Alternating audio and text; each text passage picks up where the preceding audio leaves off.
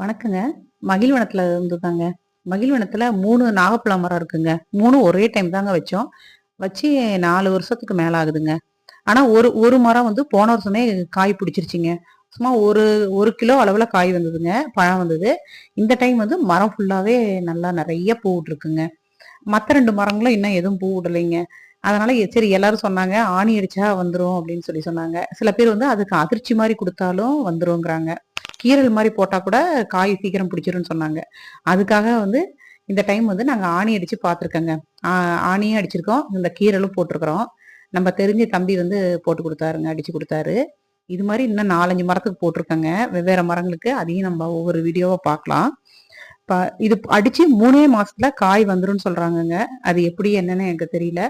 அ ஒரு ட்ரையல் மாரி தாங்க இது பண்ணியிருக்கோம். ஆனா அடிக்கிறதுக்கு கஷ்டமா தான் இருந்தது. இருந்தாலும் சரி அடிச்சு பார்க்கலாமேன்னு சொல்லி இரும்பு ஆணிங்க அது. அடிச்சிருக்கோம். பார்க்கலாம். அப்புறம் கீழைலாம் இந்த சருகுலாம் இருக்கு இல்லைங்களா? எல்லாம் இந்த மரத்துலருந்து உதிர்ந்தது தாங்க இந்த சம்மர்ல. இதெல்லாம் நாங்க எடுத்து வேஸ்ட் பண்ண மாட்டோங்க. இதெல்லாம் கூட்டி அந்த மரத்துக்கு அடியிலேயே குமிச்சிருவோங்க. அதெல்லாம் மக்கி மரத்துக்கே நல்லா உரமாயிடுங்க.